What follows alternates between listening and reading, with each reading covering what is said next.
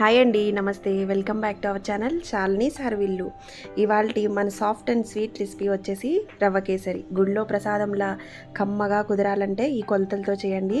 మీరు ఎప్పుడు రవ్వ కేసరి చేసినా సూపర్ టేస్టీగా చాలా సాఫ్ట్గా వస్తుంది.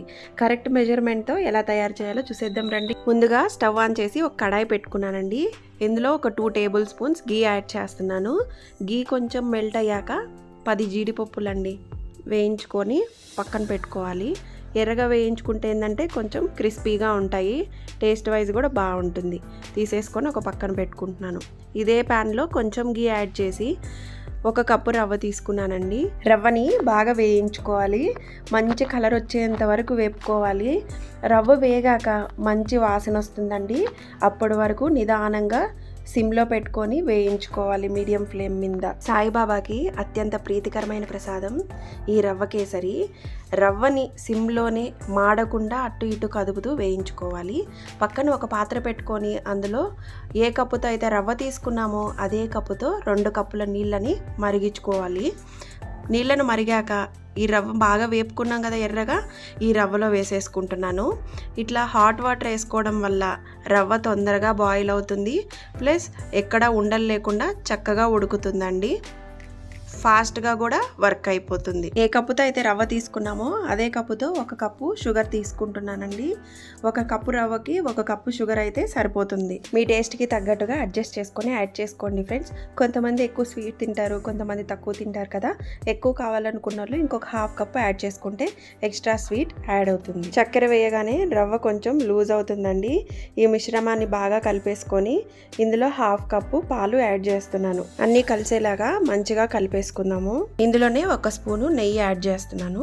నెయ్యి యాడ్ చేయడం వల్ల ప్యాన్ కి స్టిక్ కాకుండా ఉంటుంది. ఇలా ప్రసాదంకి కానీ లేదా ఏదైనా స్వీట్ తినాలనిపించినప్పుడు కేవలం 10 నిమిషాల్లో ఈ రవ్వ కేసరిని ప్రిపేర్ చేసేసుకోవచ్చు. ఈ కేసరిని ఇష్టపడని వారంటూ ఉండరండి, అంత రుచిగా ఉంటుంది. కొంచెం ప్లెయిన్ కేసరిని పక్కన తీసి ఉంచుకున్నాను. మిగతా దానిలో లడ్డు కలరు యాడ్ చేస్తున్నానండి. కలర్ వేసుకున్న దగ్గర ఒక 2 స్పూన్స్ మిల్క్ యాడ్ చేసుకొని మంచిగా కలిపేసుకోవాలండి. బాగా కలవాలి. చూడండి ఫ్రెండ్స్, అంత ప్రాపర్గా కలిపేశాను. ప్యాన్ నుంచి సపరేట్ అవుతుంది కాబట్టి ఎంతో టేస్టీగా ఉండే మన రవ్వ కేసరి రెడీ అయిపోయింది. స్టవ్ ఆఫ్ చేసి మనం లడ్డూలు కట్టేసి మనం వైట్ కలర్లో సపరేట్గా తీసి ఉంచుకున్నాం కదా, దీన్ని మనం ఉండల కింద చుట్టేసుకుందాం. ఫస్ట్ చేతికి గీ అప్లై చేసేసుకొని లడ్డూల కింద చుట్టేసుకుందాం. చూడండి, ఇట్లాగే అన్ని రెడీ చేసేసుకుందాం. ఇది కూడా చేతికి గీ అప్లై చేసుకొని పెద్ద సైజు లడ్డు అంత ముద్ద తీసుకుంటున్నానండి. ఇది పూరీలాగా ప్రెస్ చేసేసుకోవాలి.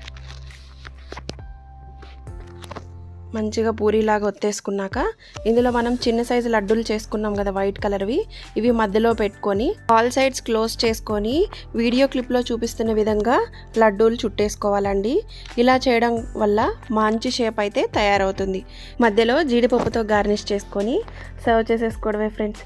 చూడండి ఎంత బ్రైట్గా వచ్చిందో. ఇలా గెస్ట్లు వచ్చినప్పుడు కానీ లేదా ఏదైనా ప్రసాదంగా కానీ కేవలం 10 నిమిషాల్లో ఈ రవ్వ కేసరిని ప్రిపేర్ చేసేయచ్చండి. ఈ కేసరిని ఇష్టపడని వారంటూ ఉండరండి, అంత రుచిగా ఉంటుంది. మీకు ఎలా కుదిరిందో కామెంట్స్లో తెలపండి. ఈ వీడియో మీకు నచ్చితే లైక్ చేయండి, మీ ఫ్రెండ్స్ అండ్ ఫ్యామిలీ మెంబర్స్కి షేర్ చేయండి. కొత్తగా చూస్తున్న వారు మన ఛానల్ని సబ్స్క్రైబ్ చేయండి. పక్కనే ఉన్న బెల్ ఐకాన్ని ప్రెస్ చేయండి. Thank you.